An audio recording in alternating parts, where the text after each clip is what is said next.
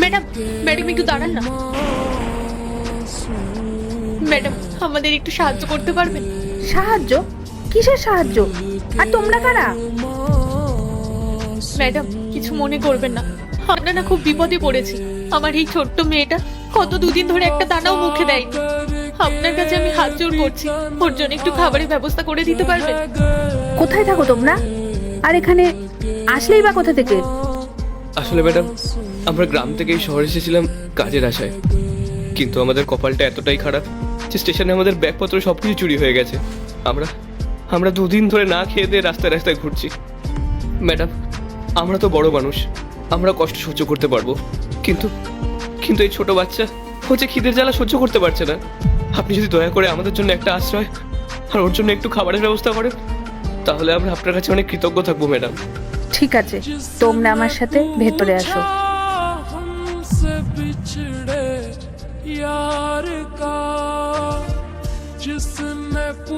তোমরা এখানে বসো, আমি ওর জন্য কিছু খাবার নিয়ে আসি।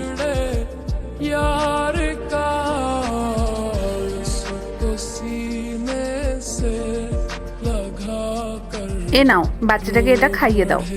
হে নিমা। খুব সুন্দর তো আপনাদের এই মেয়েটা। কি নাম ওর? ওর নাম ঋতিকা।